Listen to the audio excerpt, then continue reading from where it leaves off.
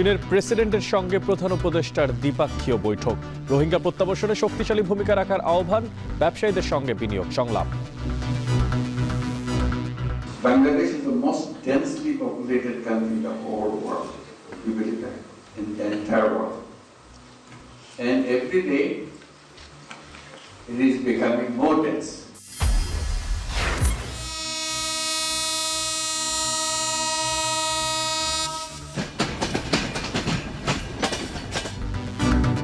টানা ৯ দিনের ঈদের ছুটি শুরু। কমলাপুর স্টেশন থেকে সময় মতো ছাড়ছে বেশিরভাগ ট্রেন। মহাসড়কে চাপ বাড়ায় অনেক স্থানে যানজট, বাড়তি ভাড়ার অভিযোগ।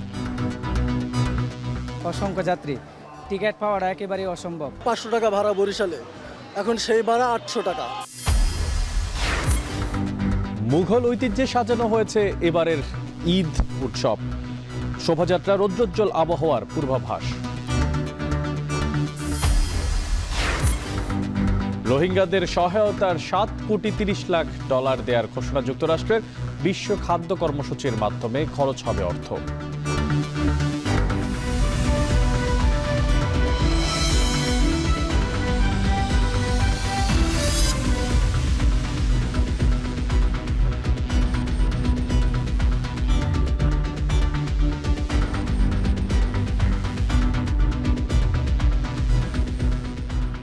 স্বাগত জানাচ্ছি এখন বাণিজ্যে। পুরো আয়োজনে আপনাদের সঙ্গে আছে আমি মশিউর অনিক।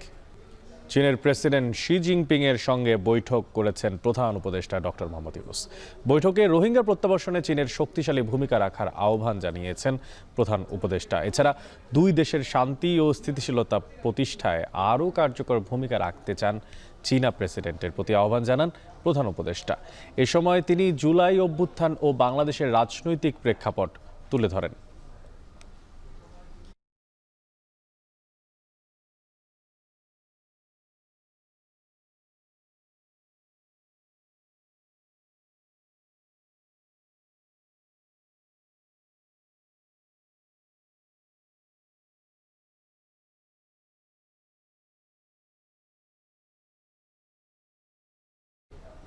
চীনের প্রেসিডেন্টের সঙ্গে প্রধান উপদেষ্টার দ্বিপক্ষীয় বৈঠক হয়েছে।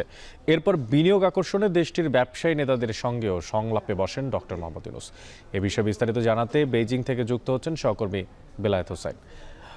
বেলায়েত, আপনার থেকে জানতে চাই যে এই যে দ্বিপক্ষীয় বৈঠকে বিস্তারিত কী নিয়ে আলোচনা হয়েছে আমাদের জানাবেন, আর এছাড়া ব্যবসায়ীদের সঙ্গেই বা বৈঠকে কি কথা বলতে পারেন বা বলা হতে পারে প্রধান উপদেষ্টার?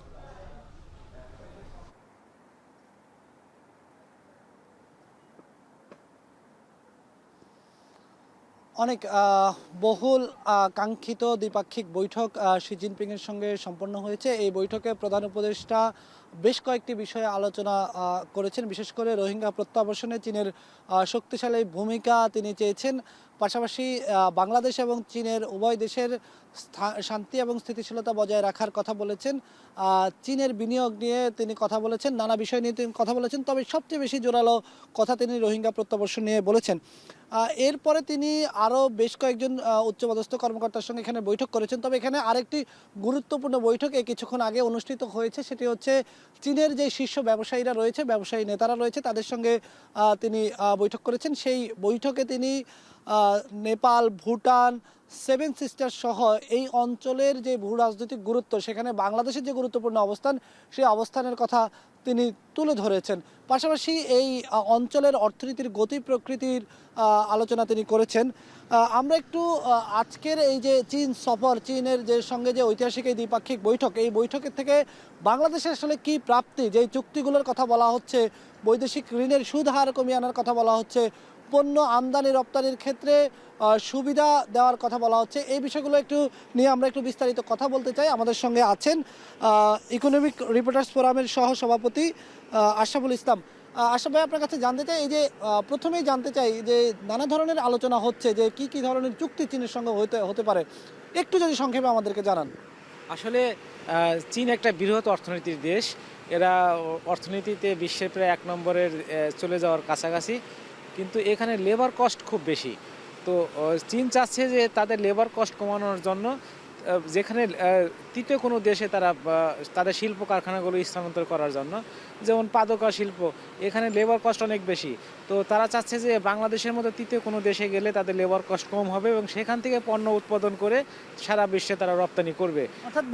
অর্থাৎ তাদের পুরো জুতার যেই ফ্যাক্টরিগুলো এই চীনে আছে সেগুলো পুরোটাই তারা বাংলাদেশে স্থানান্তর করে নিতে চায়, এরকমই তো বিষয়টা। হ্যাঁ, মানে আমরা গতকাল যে কথাগুলো ইস্যু হয়েছে তাদের সাথে, যে তারা তাদের কারখানাগুলো জাস্ট বাংলাদেশে স্থানান্তর করতে চায়।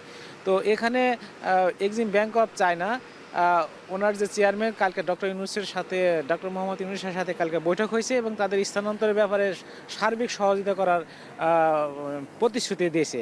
তবে তারা বাংলাদেশে বিনিয়োগ পরিবেশ চাচ্ছেন। ডক্টর ইউনূসও বিরাকে একটা সময় বেঁধে দিয়েছে যে 1 বছরের মধ্যে চীনের ইকোনমিক জোন সৃষ্টি করার জন্য সার্বিক প্রস্তুতি নেওয়ার কথা বলেছেন। তো এটা বাংলাদেশের জন্য একটা বড় সুযোগ। আচ্ছা ভাই, আরেকটা বিষয় হচ্ছে যে এই যে একটা কথা বলা হচ্ছে যে 2026 সালের মধ্যে বাংলাদেশ স্বল্পোন্নত দেশ থেকে বেরিয়ে যাবে, সেক্ষেত্রে বাংলাদেশের যেই শুল্ক সুবিধা বাংলাদেশ পেত বিভিন্ন দেশ থেকে, সেই সুবিধাগুলো 26 সালের পরে শেষ হয়ে যাবে। তো চীনের কাছে এই ধরনের কোনো প্রত্যাশা থাকবে কিনা প্রধান উপদেষ্টার এই সফরে, যে 26 সালের পরেও এই সুবিধাগুলো বাংলাদেশ যেন পায়? জি, গতকাল অলরেডি এই বিষয় নিয়ে বৈঠক হয়েছে। সেই বৈঠকগুলোতে চীন 2030 সাল পর্যন্ত শুল্ক সুবিধা দেওয়ার একটা ঘোষণা দিয়েছে। আর বিলম্বে পরিশোধের একটা আলোচনা আছে, বিলম্বে পরিশোধ। আর একটা হলো বাংলাদেশ চীন থেকে বেশি পণ্য আমদানি করে আর চীন বাংলাদেশ থেকে কম পণ্য আমদানি করে। তার মানে বাংলাদেশে আমদানি করে বেশি এবং রপ্তানি করে কম। এই ক্ষেত্রে বাংলাদেশে একটা বিশাল এলসির দায় পরিশোধের একটা থাকে। তো সেই ক্ষেত্রে ডক্টর ইউনূস খুব চেষ্টা করছেন যে বিলম্ব পরিশোধের ডেফার্ট এলসিটার জন্য বিলম্ব পরিশোধ করা হয় এলসির দায়টা। সেই ক্ষেত্রে যাতে বাংলাদেশের উপর ঋণের চাপটা কিছুটা একটু কম হয়, এই কারণে উনি বিলম্ব সুবিধা চেয়েছেন। আরেকটা বিষয়, আমরা এই যে কৃষি পণ্য নিয়ে যে আনা নেওয়ার ক্ষেত্রে একটা কথা চীনের সঙ্গে হয়েছে, আমরা গতকাল থেকে এই বিষয়টি নিয়ে বারবার আলোচনা করছিলাম যে বাংলাদেশের অনেক কৃষি পণ্য সংরক্ষণের অভাবে নষ্ট হয়ে যায়, এই পণ্যগুলো কাজে লাগানো যায় না। সেক্ষেত্রে চীন এই ক্ষেত্রে বাংলাদেশকে কি ধরনের সহযোগিতার হাত বাড়াতে পারে চাইলে? চীন চাচ্ছে যে বাণিজ্যিক ভারসাম্য, বাংলাদেশের সাথে চীনের বাণিজ্যিক ভারসাম্যটা একটু কমে আসুক। তো এই কারণে তারা বাংলাদেশ থেকে কি প্রোডাক্ট নিতে পারে সেই বিষয়টা তারা অ্যানালাইসিস করেছে এবং তার প্রথমেই এসেছে আমাদের কৃষি পণ্য। বিশেষ করে আমাদের সিজনের সময় আম এবং কাঁঠাল অনেক প্রক্রিয়াজাতের অভাবে নষ্ট হয়ে যায়। তো এই পণ্যটা যদি চীন যদি ওখান থেকে আমাদের চীনে আমদানি করে, তাহলে ট্রেড ব্যালেন্সটা অনেকটা কমে আসবে। অর্থাৎ চীনের সঙ্গে বাংলাদেশের যেই দ্বিপাক্ষিক এই যে সফর, যে বিভিন্ন ব্যবসায়ী নেতাদের সঙ্গে বৈঠক করছেন ডক্টর মোহাম্মদ ইউনূস, বিনিয়োগকারীদের সঙ্গে বৈঠক করছেন, চীন সরকারের উচ্চপদস্থ কর্মকর্তাদের সঙ্গে বৈঠক করছেন, এক্ষেত্রে বাংলাদেশের অর্থনৈতিক যে সমৃদ্ধির বিষয়টা এটি সবচেয়ে বেশি এগিয়ে থাকছে। তবে গোটা পৃথিবীর দৃষ্টি তিস্তার দিকে। আসলেই তিস্তা মহাপরিকল্পনা বাস্তবায়নে চীনের প্রেসিডেন্ট শি জিনপিংয়ের সঙ্গে কোনো আলোচনা হয়েছে কিনা সেটি আমরা জানার চেষ্টা করব। তো এই ছিল আমার কাছে এখনকার মতো, পরবর্তীতে আরও জানিয়ে দেওয়ার চেষ্টা করব। অনেক চীনের প্রেসিডেন্টের সঙ্গে প্রধান উপদেষ্টা ডক্টর মোহাম্মদ ইউনূসের দ্বিপাক্ষিক চুক্তির সবশেষ খোঁজখবর রাখছিলেন সহকর্মী বেলায়েত হোসেন। দর্শক, শুরু হলো টানা 9 দিনের ঈদের ছুটি। প্রিয়জনের সঙ্গে ঈদ উদযাপনে এবার স্বস্তিতে রাজধানী ছাড়ছে নগরবাসী। ঈদযাত্রা নিয়ে আরও খবর জানাতে ঢাকা থেকে যুক্ত আছেন সহকর্মী দেলোয়ার দোলন এবং চট্টগ্রাম থেকে রেল স্টেশন থেকে যুক্ত আছেন সহকর্মী শোয়েব রহমান। তবে শুরুতেই চলে যেতে চাই কমলাপুর রেলওয়ে স্টেশনে, সেখানে আছেন সহকর্মী দেলোয়ার দোলন। আপনার থেকে জানতে চাই যে আসলে সময় মতো ট্রেন ছাড়ছে কিনা, আর পাশাপাশি যাত্রীরা তো এবার সম্পূর্ণ অনলাইনে টিকিট পেয়েছে, তো কোনো ভোগান্তি কি সেখানে দেখতে পাচ্ছেন কিনা?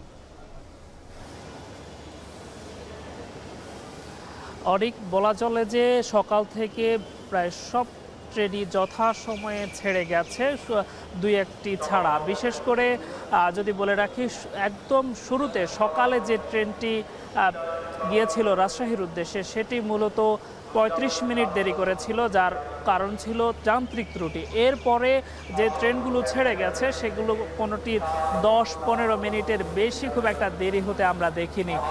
বিশেষ করে যারা সংশ্লিষ্ট রয়েছেন রেলওয়ে কর্তৃপক্ষ, তাদের তৎপরতা আমরা বেশ দেখেছি, যার কারণে বলা চলে যে এবারের ঈদ যাত্রা বেশ স্বস্তিদায়ক হচ্ছে। আপনি জানতে চেয়েছিলেন ভোগান্তি কোনোভাবে হচ্ছে কিনা।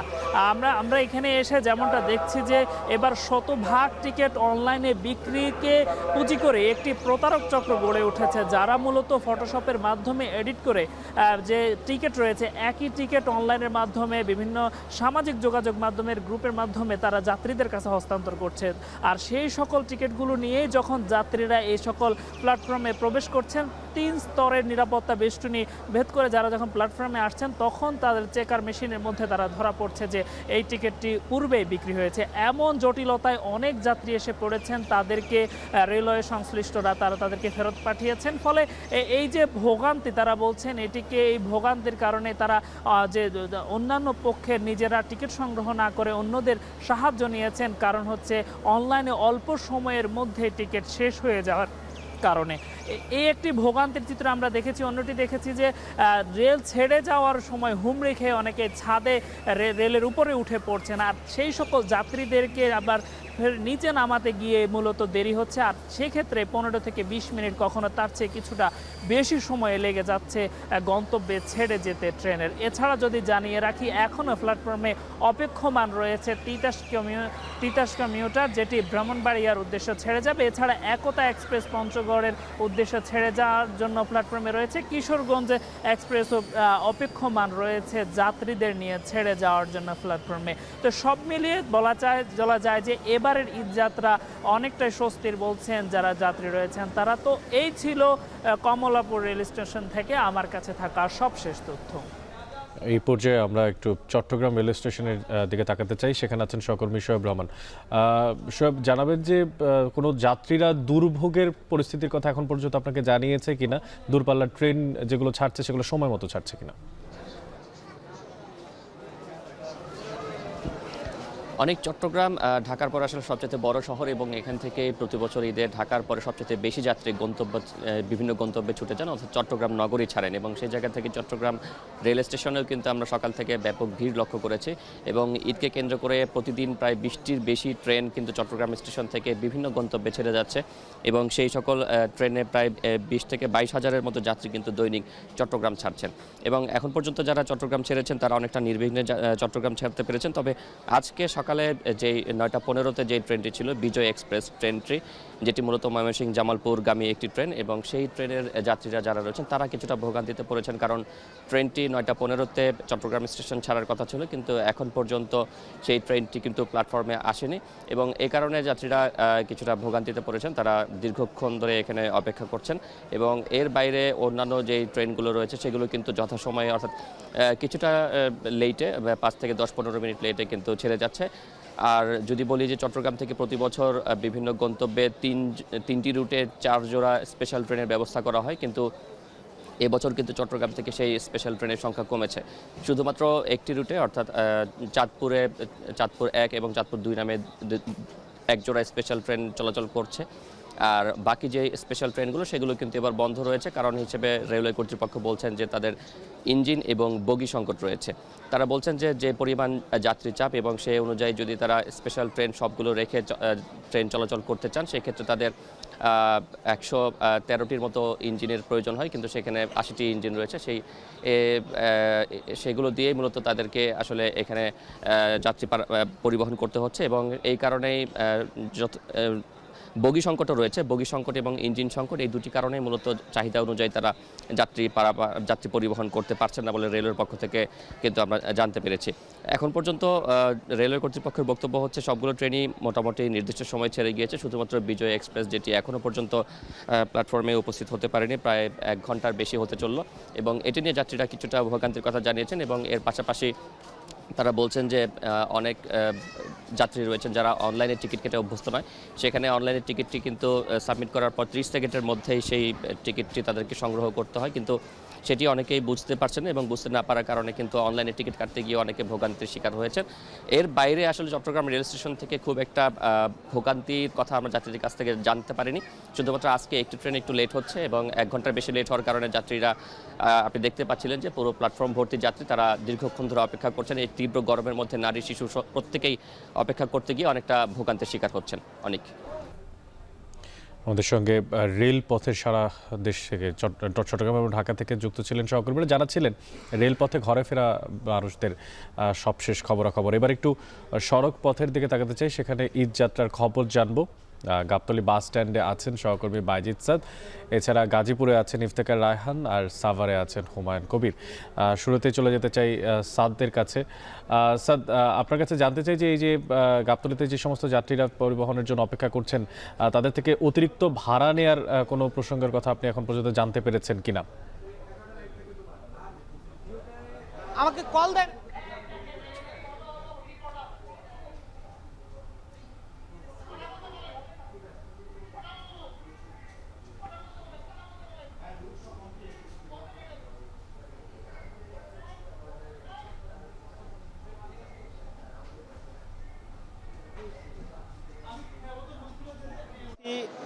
গাবতলী বাস টার্মিনাল যেটি রয়েছে সেই গাবতলী বাস টার্মিনালে মূলত এখান থেকে ঈদ যাত্রার যে পরিস্থিতি সেটি যদি বলতে চাই সেক্ষেত্রে বলতে হয় যে এই গাবতলী বাস স্ট্যান্ড যেটি রয়েছে বা বাস টার্মিনাল যেটি, সেটি বিগত বছরগুলোতে যেভাবে পরিপূর্ণ থাকে বা লোকারণ্য থাকে, এবার কিন্তু তার ছিটে ফোটাও নেই। আমরা আসার পর থেকে দেখেছি যে এখানে বলা চলে একেবারেই যাত্রী শূন্য এবং সেই সাথে সাথে যাত্রীরা যেই অভিযোগটি করছেন যে ভাড়া বেশি নেওয়ার, সেটি কিন্তু কিছুটা রয়েছে। আর অন্যদিকে যদি বলতে চাই যে এখানে যে কাউন্টারগুলো রয়েছে সেগুলো আমরা একেবারেই ফাঁকা দেখছি এবং কাউন্টারের যে কর্মীরা তারা মূলত ডেকে ডেকে যাত্রীদের ডেকে গাড়িতে তোলার চেষ্টা করছেন বা টিকিট কাটার যে বিষয়টি সেটি কিন্তু তারা চেষ্টা করে চলেছেন। তবে গতানুগতিকভাবে যে ভিড়টা থাকে সেই ভিড়টা কিন্তু নেই।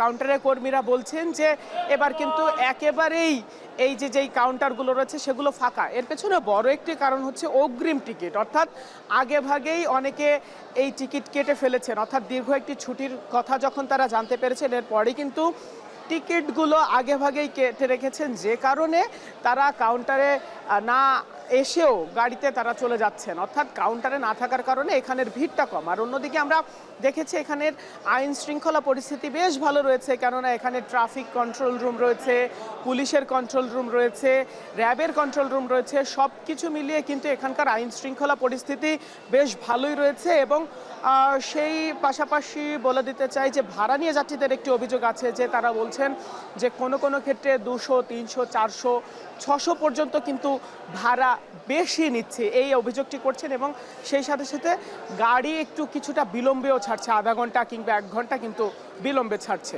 এই ছিল আমার কাছে সব শেষ। এবার একটু আমরা চলে যেতে চাই গাজীপুরে, সেখানে আছেন সহকর্মী ইফতেখার রায়হান। প্রসঙ্গ যেটা জানছিলাম যে আসলে বেশি অতিরিক্ত ভাড়ার কথা বলা হচ্ছে, তবে আপনারা একটু জানাবেন যে রাস্তাতে জ্যামের পরিস্থিতি কি দেখতে পাচ্ছেন, জ্যামের পরিস্থিতি এবং সব কিছু ঠিকঠাক আছে কিনা, যাত্রীদের ভোগান্তির খোঁজ খবরগুলো আপনাদের থেকে জানতে চাই। অনেক সকাল থেকেই কিন্তু যে ঈদের যে ঘরমুখো মানুষের যে ঢল সেটি কিন্তু আমরা এই মহাসড়কে দেখতে পাচ্ছি। বিশেষ করে গাজীপুর হয়ে দুটি মহাসড়ক রয়েছে, একটি হচ্ছে ঢাকা ময়মনসিংহ আর একটি হচ্ছে ঢাকা টাঙ্গাইল মহাসড়ক। এবং এই দুটি মহাসড়কই প্রতি বছর উত্তরাঞ্চলের প্রায় 32টি জেলার মানুষ কিন্তু এই দুটি মহাসড়ক হয়ে চলাচল করে। আমরা সকাল থেকে দেখছিলাম যে ঢাকা ময়মনসিংহ মহাসড়কের টঙ্গী থেকে চান্দনা চৌরাস্তা এবং শালনা পর্যন্ত বেশ কয়েকটি স্থানে কিন্তু থেমে থেমে যানজটের সৃষ্টি হয়েছে। এবং সেখানে আমরা দেখেছিলাম যে যারা ঢাকা থেকে দূরপাল্লার যে সকল বাসে করে রওনা হয়েছেন তাদের কিন্তু দীর্ঘক্ষণ যানজটে আটকা পড়ে তাদেরকে দুর্ভোগ পোহাতে হচ্ছে, সেই চিত্রটি আমরা দেখতে পেয়েছি। এবং যানবাহনের যে দীর্ঘ সারি, জায়গায় জায়গায় যে যানবাহনে দাঁড়িয়ে থাকার যে বিষয়টি সেটি কিন্তু আমরা দেখতে পেয়েছি। অন্যদিকে ঢাকা টাঙ্গাইল মহাসড়ককে ব্যবহার করে কিন্তু যে দেশের উত্তরাঞ্চলে অর্থাৎ উত্তরবঙ্গের যে রংপুর, দিনাজপুর, রাজশাহী, পাবনা, সিরাজগঞ্জ বগুড়া, এই যে জেলাগুলো যাত্রীরা কিন্তু এই পথটি ব্যবহার করেন এবং রাজধানী থেকে গাবতলী থেকে ছেড়ে আসা যানবাহনগুলো কিন্তু এই গাজীপুরের চন্দ্রা হয়ে তাদেরকে যেতে হয়, যে কারণে এই জায়গাটিতে আমরা যানবাহনের দীর্ঘ একটি সারি দেখতে পেয়েছি। বিশেষ করে চন্দ্রা যে ফ্লাইওভারটি রয়েছে, এই ফ্লাইওভারের মধ্যে আমরা দেখেছি যে বিশাল দীর্ঘ একটি যানবাহনের সারি দেখতে পাচ্ছি। তবে এই জায়গাটিতে আমরা সকালের দিকে যাত্রীদের একটি চাপ দেখতে পেলেও এখন কিন্তু যাত্রী একেবারেই নেই বললেই চলে। অর্থাৎ যে বিকেল নাগাদ পোশাক কারখানার শ্রমিকরা হয়তোবা রওনা হবেন, তখন এই মহাসড়কে যাত্রীদের চাপ দেখা যাবে। তবে এখন যানবাহনের চাপ রয়েছে, তবে যানজট সেটি কিন্তু নেই, থেমে থেমে গাড়ি চলাচল করছে। এবং এখানে কিন্তু মহাসড়কটিকে কিন্তু দুইটি ভাগে ভাগ করে দেওয়া হয়েছে। অর্থাৎ যে গাড়িগুলো রাজধানী থেকে গাবতলী হয়ে সাভার হয়ে এই উত্তরবঙ্গের দিকে যাবেন, সেই গাড়ি যারা যাত্রী নেবেন তাদেরকে কিন্তু বাস কাউন্টার গুলোর সামনে একটি আলাদা সড়ক ডিভাইডার দিয়ে ভাগ করে দেওয়া হয়েছে। অর্থাৎ তারা সেখানে যাত্রী নিতে পারবেন। এবং যে সকল যানবাহনগুলো ঢাকা থেকে যাত্রী বোঝাই করে তারা রওনা হয়েছে, তাদের কিন্তু এই জায়গাটিতে দাঁড়ানোর কোনো সুযোগ নেই। সে কারণে তারা যে চান্দ্রা যে ফ্লাইওভারটি রয়েছে, সেই ফ্লাইওভার হয়ে তারা কিন্তু সোজা কিন্তু উত্তরবঙ্গের যে সড়কটি রয়েছে সেই সড়কের দিকে চলে যাবে। তবে আমরা একটি বিষয় দেখতেছি যে এই মহাসড়কে এই যে যানজট কিংবা যে যানবাহনের যে ধীরগতি, এর অন্যতম কারণ হিসেবে আমরা দেখতে পাচ্ছি মহাসড়কে অটোরিকশার দৌরাত্ম। সড়কে যে হাইওয়ে পুলিশ কিংবা ট্রাফিক পুলিশ, তাদেরকে কোনো ধরনের কার্যক্রম আমরা দেখতে পাইনি অটোরিকশার চলাচল বন্ধ করার জন্য। এবং কি মহাসড়কের বেশ কয়েকটি স্থানে অটোরিকশা উল্টো পথে চলাচল করার কারণে কিন্তু দুর্ভোগ কিন্তু বাড়ছে। তো এই ছিল আমার কাছে গাজীপুরের চন্দ্রা থেকে মহাসড়কের যানজটের চিত্র, সবশেষ তথ্য। এবার চলে যেতে চাই সাভারে, সেখানে আছেন সহকর্মী হুমায়ুন কবির। হুমায়ুন, আজ থেকে তো সরকারি যে ছুটি, ঈদের ছুটি, সেটা কিন্তু শুরু হয়েছে। তো জানাবেন যে রাস্তাতে আপনি যানবাহনের পরিস্থিতি কেমন দেখতে পাচ্ছেন, এবং উল্টো পথে দেখতে পাচ্ছি বেশ অনেক যানবাহন চলছে, বিশেষ করে অটোরিকশা, সেই ব্যাপারেই আসলে কোনো সিদ্ধান্ত এখন পর্যন্ত নেওয়া হয়েছে কিনা? অনেক সরকারি ছুটির পাশাপাশি কিন্তু বেসরকারি যেসব গার্মেন্টস ফ্যাক্টরি কলকারখানাগুলো রয়েছে সেগুলো কিন্তু পর্যায়ক্রমে ছুটি দেওয়া হচ্ছে। আপনি নিশ্চয়ই জানেন যে সাভার এবং আশুলিয়া হচ্ছে শিল্পাঞ্চল। এই শিল্পাঞ্চল সাভার আশুলিয়ার কলকারখানাগুলো কিন্তু গত পরশু থেকেই কিছু কিছু করে ছুটি দেওয়া হচ্ছে এবং তারা কিন্তু দাঁড়িয়ে টানে বাড়ি ফিরছেন। তো গতকাল যেসব কারখানাগুলো ছুটি হয়েছিল সেসব কারখানাগুলোর শ্রমিকরা কিন্তু রাতভর গিয়েছে এবং সকাল থেকেও কিন্তু আমরা দেখেছি তারা নারীটাতে বাড়ির পথে কিন্তু পাড়ি জমিয়েছেন। সে কারণে সড়কে কিন্তু যথেষ্ট চাপ ছিল। কিন্তু 10টার পর 9:30টার পর থেকে কিন্তু আমরা সড়কের চাপ আস্তে আস্তে কমতে দেখেছি। যানজট বলতে যেটি বোঝানো হয় সেটি কিন্তু আসলে নেই, তবে কিছুটা ধীর গতি রয়েছে। অটোরিকশা এবং সহ বিভিন্ন ছোটখাটো যানবাহন রয়েছে, সেগুলোর কারণে উল্টো পথে যেসব গাড়ি আসছে এসব গাড়ির কারণে কিছুটা ধীরগতি এবং বিশৃঙ্খলা সড়কের সৃষ্টি হয়েছে। তবে যানজট বলতে যেটি বোঝানো হয় সেটি কিন্তু হেমায়েতপুর, পল্লী বিদ্যুৎ এবং নবীনগর বাইপাইল এবং ইপিজেড শ্রীপুর সহ নবীনগর চন্দ্রা মহাসড়ক এবং আশুলিয়া এই যে শিল্পাঞ্চল সাভার আশুলিয়া দিয়ে যে ঢাকা আরিচা মহাসড়ক বয়ে গেছে, সেখানে কিন্তু আসলে যানজট আসলে নেই।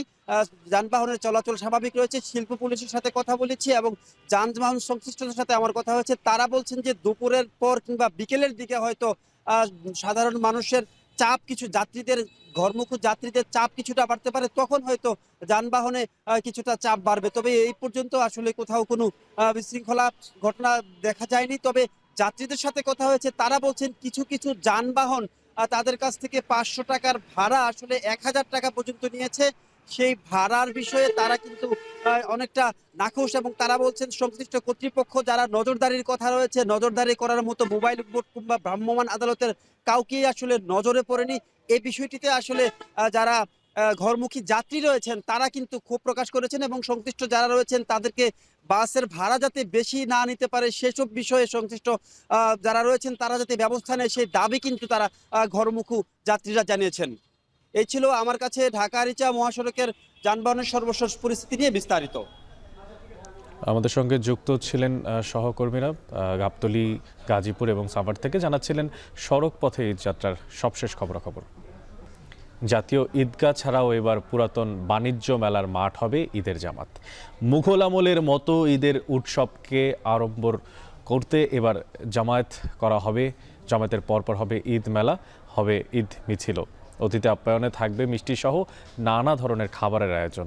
ঈদের জামায়াতের প্রস্তুতি কতটা সম্পূর্ণ হয়েছে আর আবহাওয়া বা কেমন থাকতে পারে ঈদের দিন, সে খবর জানবো নাজমুস সাকিবের কাছ থেকে।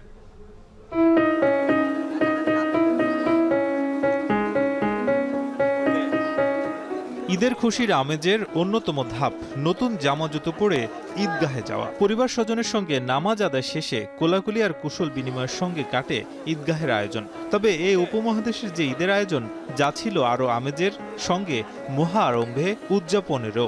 এবার সেই আমেজ ফিরিয়ে আনতে ঈদুল ফিতর ঘিরে নেওয়া হয়েছে বাড়তি পরিকল্পনা। আগারগাঁও পুরাতন বাণিজ্য মেলা মাঠ, যেখানে এবার প্রথমবারের মতো আয়োজন হবে পবিত্র ঈদুল ফিতরের নামাজ। এসব ঘিরে প্রস্তুতি চলছে জোরে সোরে। ইতোমধ্যে নামাজের স্থানে সামিয়ানা টানানো হয়েছে, বালু মাটিতে দেয়া হচ্ছে পানি, সমান করা হয়েছে মাটি, বসানো হচ্ছে ফ্যান ও লাইট। সামিয়ানার অংশের বাইরেও মুসল্লি বাড়লে যেন ঈদের নামাজ পড়তে পারে তার জন্য নেওয়া হচ্ছে ব্যবস্থা। সেটার সামনে হচ্ছে আমরা খালি জায়গা রাখছি, যদি উপস্থিত আমরা যদি মুসল্লি বেড়ে যায় তাহলে আমরা নামাজের আলাদা যা যা ব্যবস্থাপনা করার দরকার সবই আমরা ব্যবস্থা করতেছি। শুধু নামাজই নয়, ঠিক তার পাশেই বসবে ঈদ মেলা। নামাজের পরপর মুসল্লিরা বের হবেন ঈদ মিছিলে। অতিথি আপ্যায়নে থাকবে মিষ্টি সহ নানা খাবারের আয়োজন। এমন আয়োজন কেবল মুঘল আমলে হতো, তেমন ঈদের ঐতিহ্যই ফিরিয়ে আনতে এমন উদ্যোগ বলে জানালেন ঢাকা উত্তর সিটির এই কর্মকর্তা। আনন্দ মিছিলে আমাদের ঘোড়া থাকবে, ঘোড়ার গাড়ি থাকবে, বাদ্যযন্ত্র থাকবে, হাতি থাকবে। যে কোনো মেলায় একটা দোকান দিতে গেলে যে পয়সা দিতে হয় সেটা এখানে দিতে হচ্ছে না। এবং অনেক বাচ্চারাও গার্জিয়ানদের সাথে আসতে পারে না সম্ভবত, তাদের জন্য 2 দিনব্যাপী মেলাটা শুধুমাত্র দিনের সময় থাকবে, সকাল 9টা থেকে বিকেল 5টা বা 6টা পর্যন্ত চলবে। উত্তর সিটি কর্পোরেশনের বাসিন্দাদের থেকে জাতীয় ঈদগাহ কিছুটা দূরে হওয়ায় অনেকেই নামাজ আদায় করতেন স্থানীয় মসজিদে। তবে এবার কাছাকাছি হওয়ায় ডিএনসিসির বাসিন্দারা খুশি। পড়ার আশা আছে, অনেক লোকজন হবে, মিছিল হবে। এবার ঈদটা আশা করি ঢাকাতে ভালো হবে আর কি। এটার আসলে অনেক আগেই প্রয়োজন ছিল, অনেক আগে থেকে প্রয়োজন ছিল। এটা করাতে আমি মনে করি যে এখন আমাদের এদিকে যারা আমরা থাকি তাদের ক্ষেত্রে অনেক সুবিধাই হয়েছে। ১৬৪০ সালে সম্রাট শাহজাহানের পুত্র শাহ সুজার প্রধান আবুল ফজল তিনি ধানমন্ডিতে বড় একটি ঈদগাহ প্রতিষ্ঠা করেছিলেন এবং মুঘলদের মধ্যে ঈদ ঘিরে যেই উৎসাহ উদ্দীপনা সেটা স্পষ্টতই দেখা যায়। এবং তারা ঈদের পরপর যে শোভাযাত্রা বের করতেন তা পুরান ঢাকা ঘুরে একেবারে চকবাজারে যেই মেলাটি হতো সেখানে গিয়ে নানা উদ্দীপনার মধ্যে পালিত হতো। ঠিক 400 বছর পর আবারও এই বাংলাদেশ সেই ধরনের একটি ঈদ দেখতে যাচ্ছে, যারই ফলশ্রুতিতে এই বাণিজ্য মেলার যে পুরাতন মাঠটি রয়েছে সেখানে এই ঈদ পালিত হবে। এবং কতটা অনড়ম্বর এবং উৎসাহ উদ্দীপনার মধ্য দিয়ে পালিত হয় সেটাই হয়তো বোঝা যাবে ঈদের দিন। অন্যদিকে জাতীয় ঈদগাহেও চলছে জোর প্রস্তুতি। এখানে প্রস্তুতির প্রায় 80% সম্পন্ন হয়েছে। ফ্যান লাইট সহ নিরাপত্তা ব্যবস্থারও অধিকাংশ সরঞ্জাম বসানো হয়েছে। এখানে প্রায় 35,000 মুসল্লি একসঙ্গে নামাজ পড়তে পারবেন। ঈদ জামায়াত নির্বিঘ্ন করতে প্রায় 20টি সংস্থা একসঙ্গে কাজ করছে। ফায়ার সার্ভিসের হেল্প নিয়ে যে কোথাও পানি লিক করে কিনা এটা একটু পরীক্ষা করে নিব। ফাইনাল একবার চেক করবো যে কোথায় কোথায় কি কি করা লাগবে, ইন অ্যাডিশনাল ওনাদের কোনো রিকোয়ারমেন্টস থাকে কিনা ভিভিআইপি নিয়ে, সেগুলো আমরা দেখবো। ঈদের দিনের আবহাওয়া থাকবে রৌদ্রোজ্জ্বল, তবে কাল বৈশাখীর এই সময়ে যে কোনো সময়ে বৃষ্টির সম্ভাবনা দেখছেন এই আবহাওয়াবিদ। ঈদের দিন বা ঈদের কাছাকাছি সময়ে বা ঈদের আগের দিন বা ঈদের দিন আমাদের সারা দেশে তাপপ্রবাহ না থাকলেও ঢাকা ডিভিশন বা তার আশেপাশে কিছু এলাকায় তাপপ্রবাহ থাকার সম্ভাবনাটা আছে। আমি কিছুদিন বৃষ্টির সম্ভাবনা তেমন একটা নাই। তারপরে যেহেতু কাল বৈশাখীর সময় আমাদের এটা যখন তখন হতে পারে। প্রতিকূল আবহাওয়া হলে জাতীয় ঈদগাহের পরিবর্তে বায়তুল মোকাররমে হবে ঈদ জামায়াত। নাজমুস সাকিব, এখন ঢাকা। দর্শক, এখন বাণিজ্যে নিচ্ছি ছোট্ট একটা বিরতি, ফিরছি একটু সময় পরেই।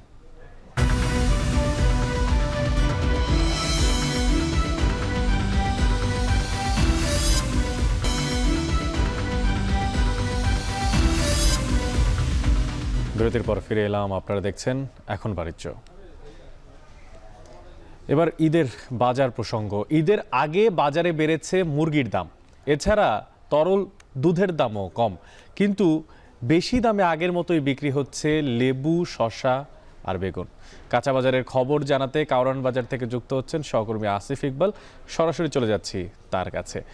আসিফ, আপনার কাছে জানতে চাই যে ঈদের ছুটি তো শুরু হয়ে গেছে, তাই সেমাই সহ ঈদের যে সমস্ত পণ্যগুলোর চাহিদা বাড়ার কথা সেগুলোর দরদাম আসলে কেমন দেখতে পাচ্ছেন, এছাড়াও চাহিদার বা পরিস্থিতি কি? অনেক, যেমনটি বলছিলেন, ঈদের কিন্তু আর খুব বেশি সময় বাকি নেই। তো ইতিমধ্যেই কিন্তু নগরবাসী ঢাকা ছাড়তে শুরু করেছেন, কিন্তু যারা ঢাকায় ঈদটি পালন করবেন তারা কিন্তু আজকে শুক্রবার, অর্থাৎ রমজানের শেষ ঈদের আগে আসলে শেষ ছুটির দিন, শেষ শুক্রবার, তারা কিন্তু বাজারে ছুটছেন। এবং আমরা যদি বাজার পরিস্থিতি বলি, আজকে বাজার পরিস্থিতি আমরা দেখছি যে মুরগির দামটি কিন্তু কিছুটা চওড়া। আমরা গত 2 সপ্তাহ ধরেই কিন্তু মুরগির দাম বাড়তির দিকে, তবে গত সপ্তাহের সাথে যদি আজকের বাজারে তুলনা করি, গত সপ্তাহে ব্রয়লার মুরগি কিন্তু বিক্রি হয়েছিল 200 টাকা কেজি দরে, যেটি আজকে কিন্তু 220 টাকা কেজিতে বিক্রি হচ্ছে। আর সোনালী মুরগি কিন্তু গত সপ্তাহে ছিল 280 টাকা কেজি দরে, সেটি কিন্তু আজকে প্রায় 340 টাকা কেজি দরে বিক্রি হচ্ছে। অর্থাৎ কিন্তু ব্রয়লার মুরগিতে কিন্তু আমরা দেখছি কেজিতে 20 টাকা, এবং সপ্তাহ ব্যবধানে সোনালী মুরগিতে কিন্তু কেজিতে 40 টাকা কিন্তু বেড়েছে।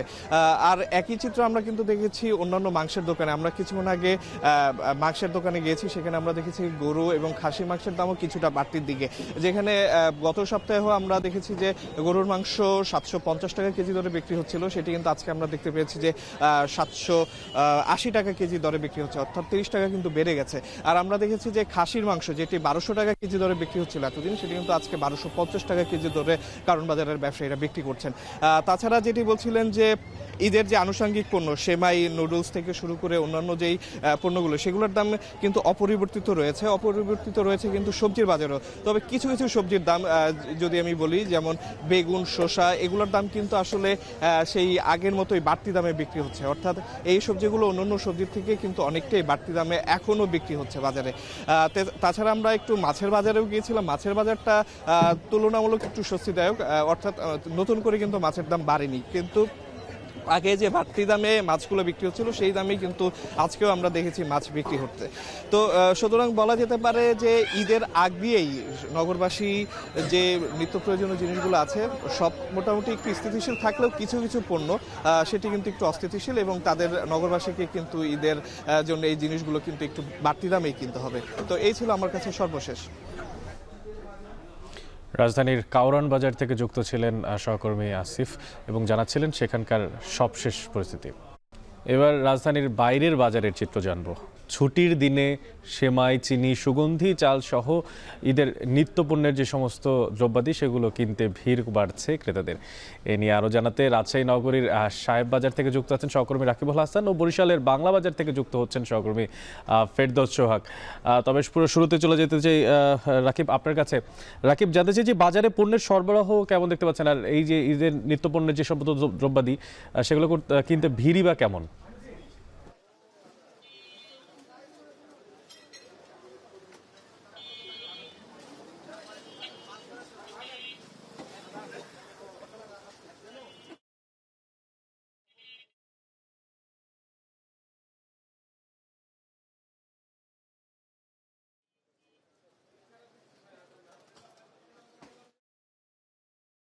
আসলে পোশাক আশাকের বাজারের পরে এরপরে কিন্তু আসলে আমরা দেখছি যে আসলে মুদি দোকানে যে সমস্ত পণ্যগুলো রয়েছে সেগুলোর বেচাকেনা বেড়েছে, এবং সকাল থেকেই আসলে গতকালকে যেহেতু শবে বরাত ছিল, শবে বরাতের পরে দোকানপাট একটু খুলতে দেরি হলেও মুদিখানার দোকানে আসলে ভিড় বেড়েছে। এবং আজকের বাজারে আমরা যেটি লক্ষ্য করছি, সেমাই, চিনি, পোলাও চাল এবং অন্যান্য যে মুদি পণ্য, বিশেষ করে চিনি, গুঁড়ো দুধ, সেগুলো কিন্তু আসলে বিক্রি বেড়েছে। এবং সকাল থেকে দেখতেই পাচ্ছি যে প্রত্যেকটি জায়গাতেই কিন্তু আসলে এগুলোর বেচাকেনা সব থেকে বেশি হচ্ছে। রাজশাহীর বাজারে আমরা যেটি খেয়াল করেছি যে প্রত্যেক কেজি সেমাই 180 টাকা থেকে শুরু হয়েছে, এবং সেটি 450 টাকা পর্যন্ত আসলে কেজি দরে বিক্রি হচ্ছে। কেননা ঘিয়ে ভাজা সেমাই এবং ডালডা এবং সয়াবিনে ভাজা সেমাইয়ের পার্থক্য রয়েছে, এবং সেটি কিন্তু আসলে আমরা এখানে বিক্রি হতে দেখছি।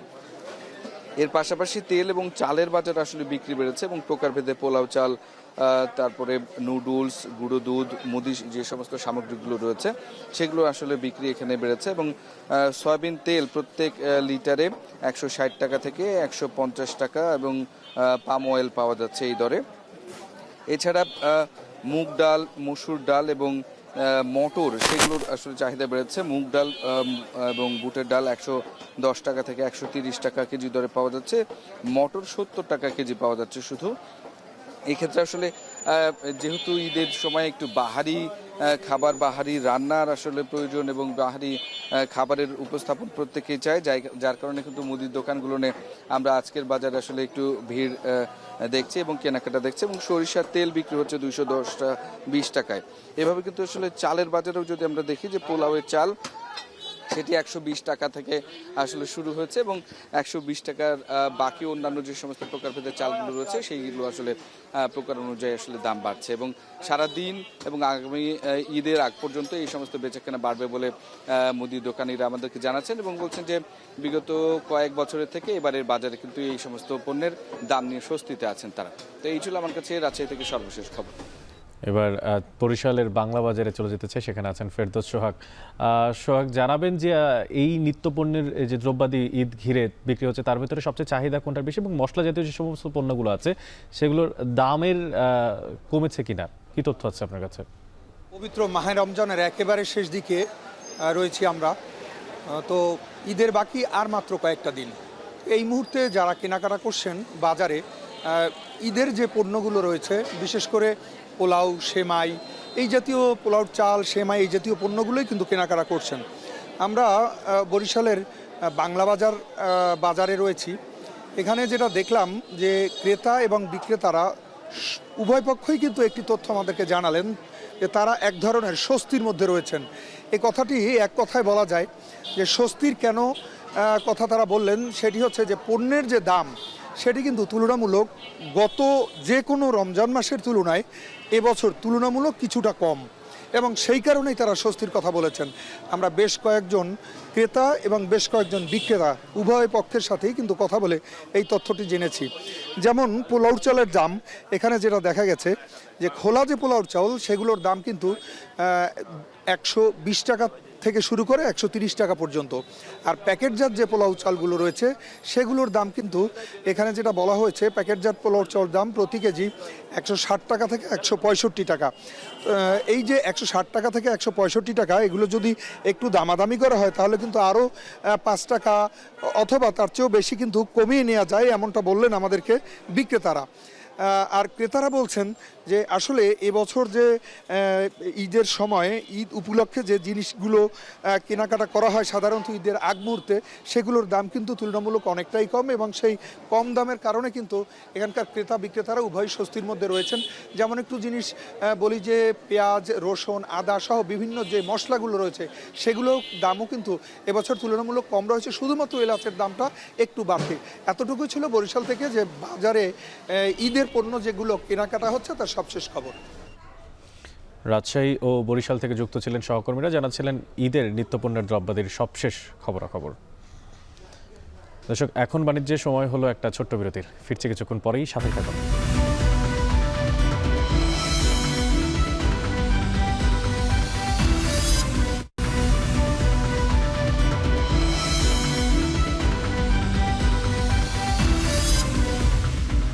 বিরতির পর ফিরে এলাম, আপনারা দেখছেন এখন বাণিজ্য।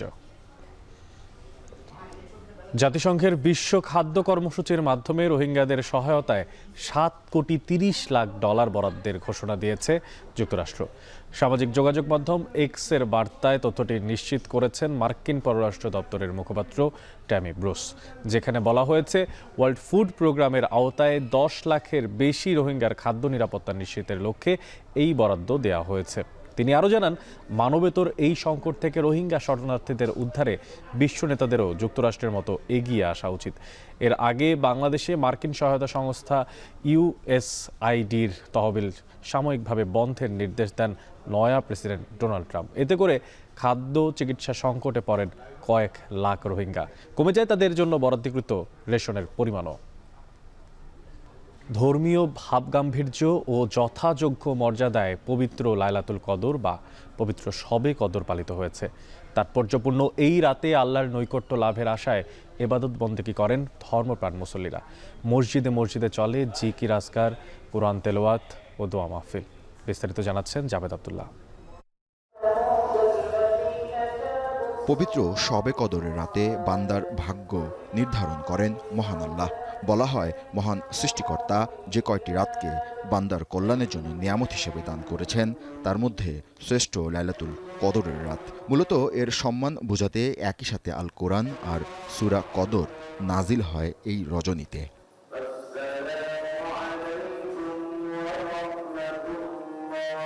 এজন্য শুকরিয়া আদায় মসজিদ ও বাসাবাড়িতে ইবাদত করেছেন মুসল্লিরা। সারা রাত ধরে মশগুল ছিলেন নফল নামাজ আদায়, কোরআন তেলাওয়াত, জিকির আশকারে। বাংলাদেশ সুখে থাকুক, শান্তিতে থাকুক, স্থিরভাবে থাকুক, সেই প্রত্যাশা নিয়ে আজকে মূলত আমাদের আল্লাহ সুবহানাহু ওয়া তাআলার কাছে আমাদের আকুতি। মন দিয়ে ইবাদত করবে, মন দিয়ে আল্লাহ থেকে মাফি চাই। মুসল্লিরা বলেন মহান আল্লাহ লাইলাতুল কদরের রাতকে অনন্য মর্যাদা দিয়েছেন। হাজার মাসের ইবাদতের চেয়ে এই রাতের ইবাদত উত্তম।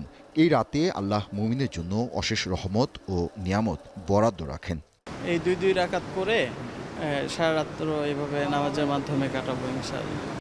এ রাত সম্পর্কে বাইতুল মুকাররমের খাদেম বলেন রমজান থেকে সংযম, ত্যাগের শিক্ষা নিয়ে জীবনের প্রতিটি ক্ষেত্রে তা বাস্তবায়ন আর প্রয়োগ রাখতে হবে। আজকের রাত্রে ইবাদত বন্দি করতেছি, এই বন্দিগি সারা রাত্রেই চলতে থাকবে। এখানের মাঝে এই তারাবির নামাজ হয়েছে, আবার কিয়ামুল লাইলের নামাজ শুরু হবে।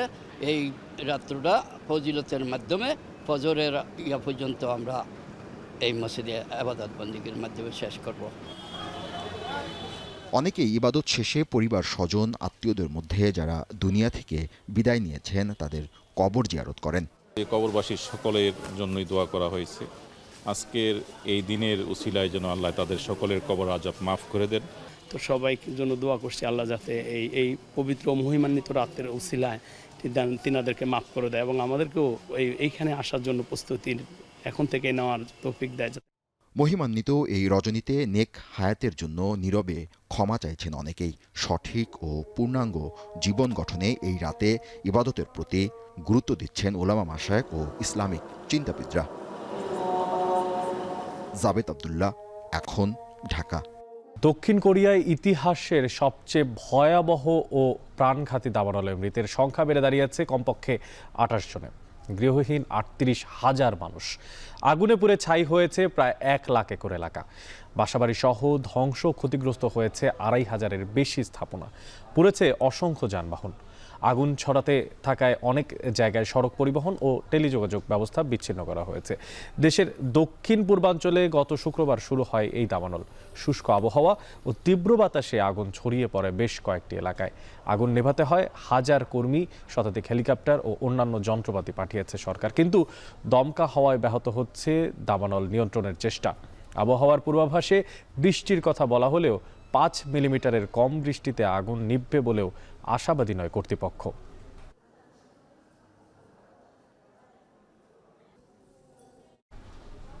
দর্শক, এখন বাণিজ্য শেষ করার আগে শিরোনামগুলো জানিয়ে দিব আরও একবার।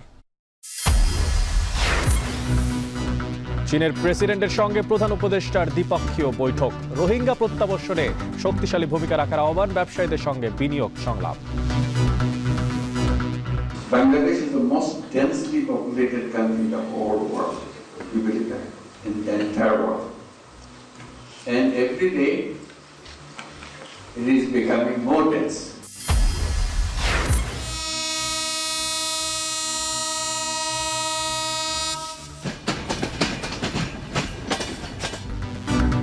টানা 9 দিনের ঈদের ছুটি শুরু। কমলাপুর স্টেশন থেকে সময় মতো ছাড়ছে বেশিরভাগ ট্রেন। মহাসড়কে চাপ বাড়ায় অনেক স্থানে যানজট, বাড়তি ভাড়ার অভিযোগ। অসংখ্য যাত্রী, টিকিট পাওয়াটা একেবারেই অসম্ভব। 500 টাকা ভাড়া বরিশালে, এখন সেই ভাড়া 800 টাকা। মুঘল ঐতিহ্যে সাজানো হয়েছে এবারের ঈদ উৎসব। থাকছে ঈদ মেলা ও শোভাযাত্রা। রৌদ্রোজ্জ্বল আবহাওয়ার পূর্বাভাস। এবং রোহিঙ্গাদের সহায়তার $7.30 কোটি দেওয়ার ঘোষণা যুক্তরাষ্ট্রের। বিশ্ব খাদ্য কর্মসূচির মাধ্যমে খরচ হবে অর্থ।